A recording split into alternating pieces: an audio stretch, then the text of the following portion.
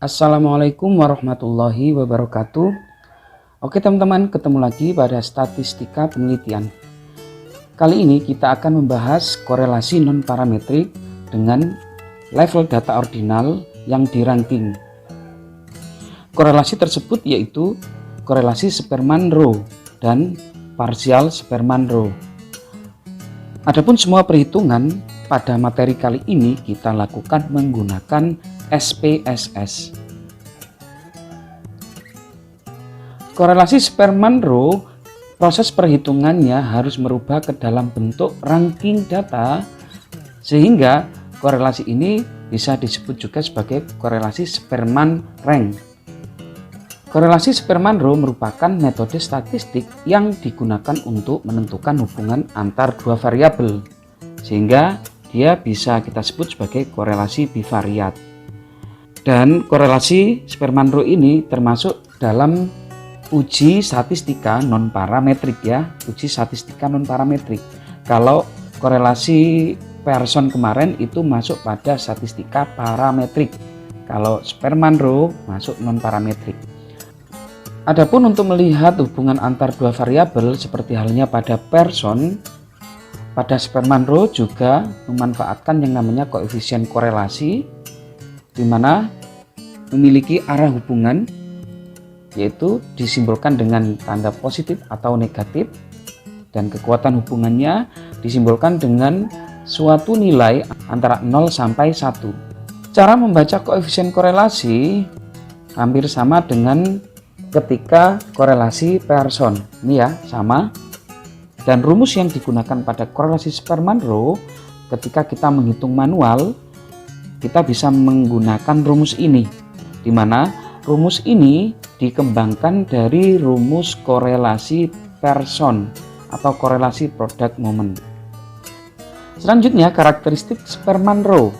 Yang pertama, data tidak harus berdistribusi normal. Yang kedua, level data berbentuk data ordinal. Walaupun dalam prakteknya nanti kita menjumpai ada salah satu dari variabelnya ordinal, yang satunya bisa rasio. Yang ketiga, tidak melihat hubungan linear atau tidak linear. Yang keempat, Spearman-Rho ini bisa juga kita katakan sebagai korelasi persen dari rank variabel yang pertama dan rank variabel yang kedua. Oke ya, maksudnya seperti ini.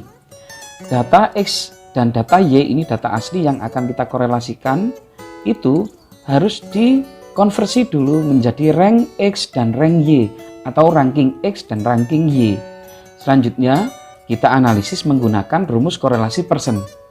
Makanya korelasi Spearman-Rho itu bisa kita sebut sebagai korelasi persen antar ranking-rankingnya. Selanjutnya data asli XY itu kita ranking menjadi rank XY, terus kita hitung menggunakan rumus korelasi tadi, akan menghasilkan hasil yang sama. Oke ya, akan menghasilkan hasil yang sama. Karena kita menggunakan SPSS, nanti kita hampir tidak menjumpai rumus-rumus ini. Selanjutnya, kapan kita menggunakan korelasi Spearman-Rho? Yang pertama, ketika level data kita berbentuk ordinal. Dan yang kedua, ketika data kita berbentuk interval atau rasio tetapi tidak berdistribusi normal. Berikut beberapa kemungkinan kita bisa menggunakan korelasi Spearman-Rho ya. Oke, misalnya kita lihat dari level datanya. Kasus yang pertama, ketika X1-nya rasio interval dan X2-nya ordinal, maka kita putuskan menggunakan Spearman-Rho. Oke ya. Kasus yang kedua, jika keduanya X1 dan X2-nya level datanya ordinal, maka kita putuskan menggunakan korelasi Spearman-Rho. Selanjutnya, jika kedua data kita itu level datanya rasio atau interval tetapi tidak normal. Kasus yang ketiga, ini ya, kedua data kita rasio dan interval. X1 dan X2 rasio dan interval. Tetapi X1-nya normal, X2-nya tidak normal. Nah, dalam kondisi seperti ini, kita boleh menggunakan Spearman-Rho. Kasus yang keempat, X1, X2 level datanya rasio interval, uji normalitasnya ternyata X1 tidak berdistribusi normal dan X2-nya juga tidak normal. Nah, dalam kasus keempat ini kita bisa menggunakan Spearman Rho. Untuk kasus 3 dan 4, jika kita tidak ingin menggunakan korelasi Spearman Rho, maka lakukan transformasi agar dapat menggunakan korelasi Pearson. Oke ya, biasanya dalam pengerjaan skripsi, ketika menjumpai kasus 3 dan 4 ini, biasanya pembimbing skripsi akan mengarahkan teman-teman untuk melakukan transformasi data terlebih dahulu. Jika sudah mentok tidak bisa dinormalkan, maka langsung eksekusi menggunakan Spearman Rho. Selanjutnya, prosedur uji hipotesis pada Spearman Rho tidak jauh berbeda dengan prosedur uji hipotesis pada korelasi Pearson ya. Oke. Yang pertama yaitu penentuan hipotesis ujinya. Ini untuk yang dua arah. Oke. Dan ini untuk yang satu arah dan negatif. Selanjutnya ini untuk yang satu arah dan positif. Oke, selanjutnya kita menentukan taraf signifikansi yang kita gunakan dan yang biasa digunakan yaitu 5% atau 0,05. Adapun statistik uji untuk mengambil keputusan ini saya kategorikan menjadi 3 ya. Jika banyaknya data itu antara 4 sampai 10, maka kita gunakan tabel R. Jika data kita antara 10 sampai 50, maka kita gunakan uji T. Ini rumusnya. Jika datanya lebih dari 50, maka kita gunakan uji Z. Oke ya, ini T op itu maksudnya T hitung, Z op maksudnya Z hitung ya. Oke, untuk pengambilan keputusannya berdasarkan banyaknya sampel pada statistik uji tadi, maka untuk mengambil keputusannya ini ya. Oke, ini jika kita menghitung secara manual. Kan kita pada materi ini kita menghitungnya menggunakan SPSS semua, sehingga teman-teman nggak usah khawatir nanti bagaimana cara membaca R tabel, T tabel, atau Z tabel. Kita tinggal melihat p-value hasil analisis SPSS. Jika p-value-nya kurang dari taraf signifikansi yang kita gunakan, maka H0 ditolak. Selanjutnya bisa kita lakukan penarikan kesimpulan. Adapun perhitungan koefisien korelasi Spearman Rho itu ada 3 cara ya. Yang pertama itu kita lakukan secara manual, tapi kita tidak membahas itu. Yang kedua, kita bisa melakukan melalui perhitungan korelasi Pearson. Dan yang ketiga, langsung menggunakan Spearman Rho. Untuk 2 dan 3 ini bisa kita hitung menggunakan SPSS. Tetapi pada contoh yang akan kita berikan nanti, yang akan saya bahas nanti hanya yang langsung Spearman Rho ya. Ketika kita menghitung melalui korelasi Pearson, maka langkah-langkahnya seperti ini. Jadi data asli ini kita konversi dulu menjadi ranking dari X, ranking dari Y. Selanjutnya yang kita gunakan adalah bukan data aslinya, tapi ranking-ranking yang telah kita buat. Bisa menggunakan manual ataupun SPSS. Selanjutnya untuk korelasinya, itu yang kita gunakan Pearson. Itulah kenapa korelasi Spearman Rho kita sebut sebagai korelasi Pearson dari ranking-rankingnya. Oke, di sini terus hipotesisnya kita misalkan 2 arah ya, baru kita klik OK, nanti akan muncul hasil. Selanjutnya yaitu langsung menggunakan Spearman Rho pada SPSS. Yang kita gunakan adalah data yang asli, rankingnya tidak kita gunakan, dan korelasi koefisiennya yang kita gunakan Spearman. Oke ya, dan di sini hipotesisnya kita misalkan 2 arah. Lalu kita klik OK, nanti akan muncul hasil. Oke, ini perhitungan koefisien korelasi Spearman Rho. Dan nanti dalam contoh yang akan saya gunakan adalah yang cara ketiga, yang langsung Spearman Rho. Selanjutnya perhitungan koefisien korelasi parsial Sperman-Rho. Oke ya, saya di sini tidak membahas apa itu korelasi parsial karena sudah saya jelaskan pada materi sebelumnya. Korelasi parsial Sperman-Rho, yang pertama banyaknya variabel minimal 3 variabel, misalnya variabel X, Y, dan Z.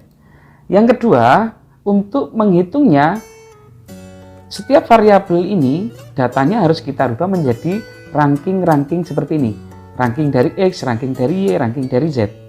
Selanjutnya baru kita melakukan uji parsial pada Rx, Ry, dan Rz, bukan data aslinya yang kita gunakan.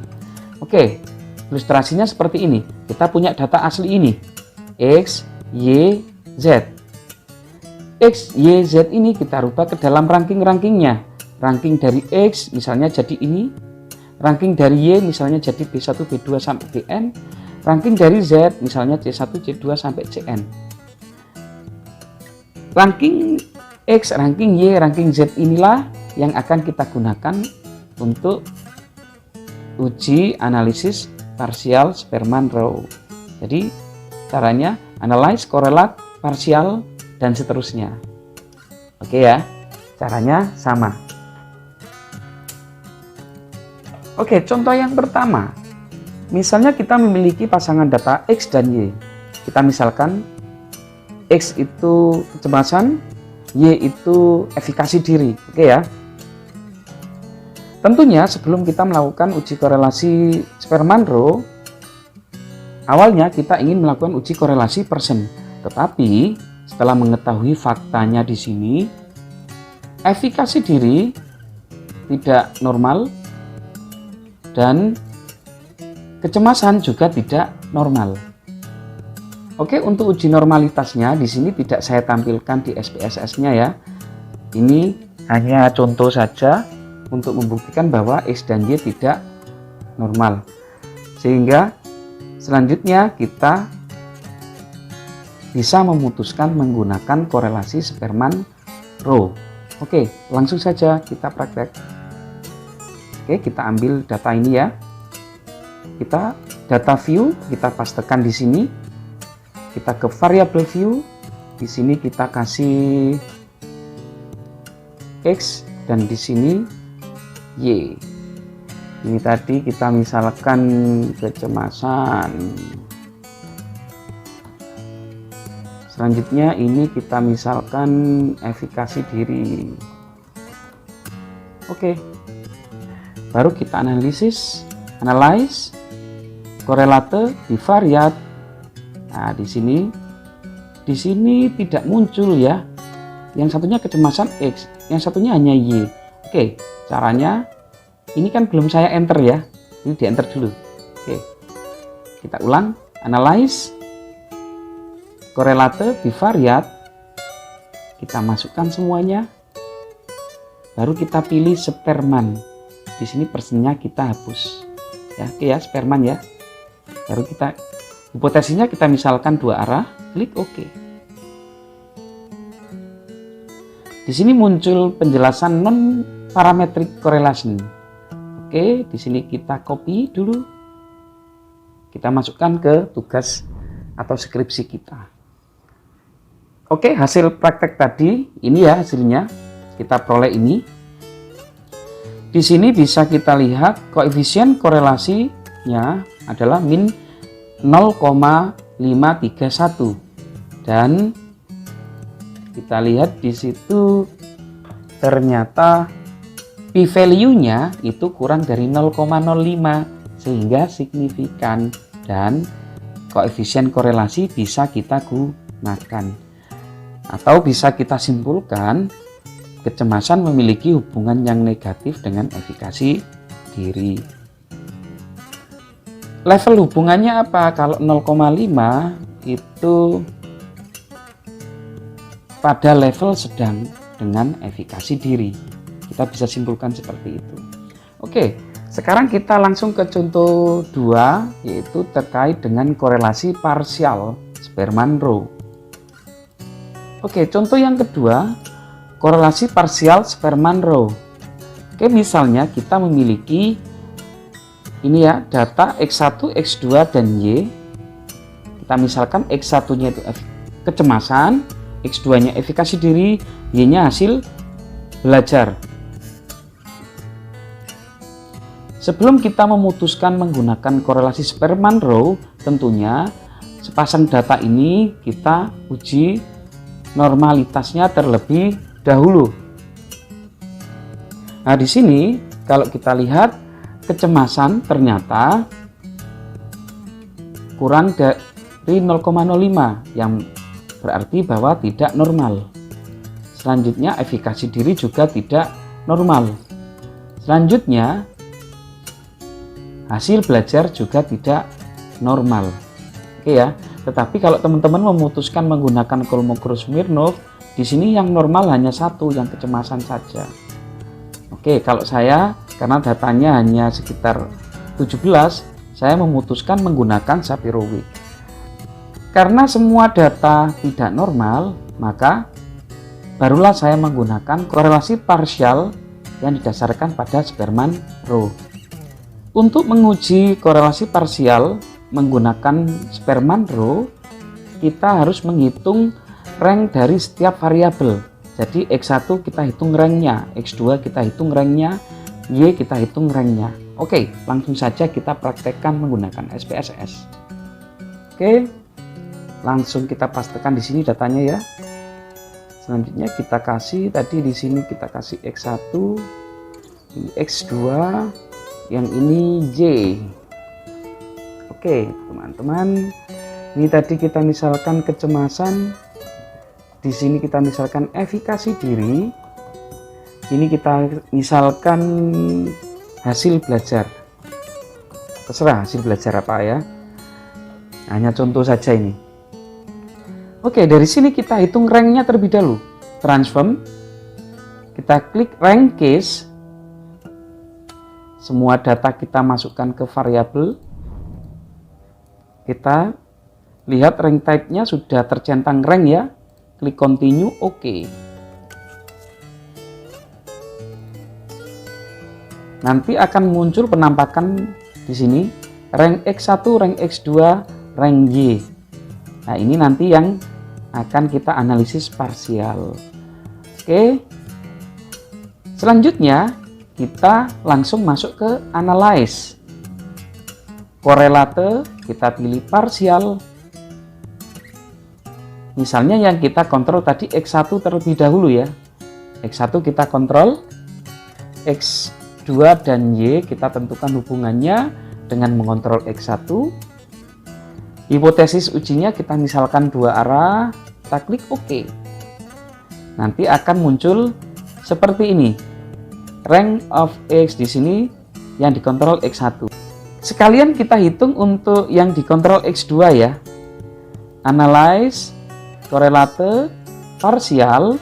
Ini X2-nya kita keluarkan, kita masukkan ke kontrol. X1 kita keluarkan, X1-nya kita masukkan ke variabel. Oke, hipotesisnya kita misalkan dua arah, kita klik OK lagi. Oke, yang ini yang X1 dikontrol dan ini untuk X2 yang dikontrol. Oke, kita copy ke skripsi atau tugas kita. Oke, ini hasil praktek kita untuk menghitung ranknya ini ya. Tadi setelah kita hitung ranknya ini dan hasil analisis SPSS terkait korelasi parsial Sperman-Rho. Ini yang pertama jika X1-nya kita kontrol. Dan kalau kita lihat di sini p-value-nya 0,5 pas. Kalau saya tetap saya anggap signifikan. Oke, sehingga rank X2 memiliki hubungan yang sedang dan positif dengan rank dari Y ketika X1 dikontrol, atau efikasi diri memiliki hubungan yang positif dengan Y ketika kecemasannya dikontrol. Oke, selanjutnya hasil untuk yang X2-nya kita kontrol atau efikasi dirinya kita kontrol. Ini hasilnya kita lihat di situ p-value-nya kurang dari 0,05 sehingga koefisiennya bisa kita gunakan juga. Rank dari X1 memiliki hubungan negatif kuat ini ya dengan rank dari Y ketika rank dari X2-nya dikontrol. Atau bisa kita simpulkan di sini kecemasan memiliki hubungan yang kuat dan negatif dengan hasil belajar di mana efikasi dirinya kita kontrol. Nanti ketika teman-teman ingin tahu caranya menghitung rank X1, rank X2, rank Y secara manual dan menghitung korelasi Spearman Rule secara manual, nanti teman-teman bisa tulis saja di komen. Saya siap diajak diskusi. Oke teman-teman, sampai ketemu pada materi selanjutnya. Jika teman-teman ingin melihat materi yang lainnya, jangan lupa lihat deskripsi. Oke, apabila ada yang salah dari saya mohon maaf yang sebesar-besarnya. Assalamualaikum warahmatullahi wabarakatuh.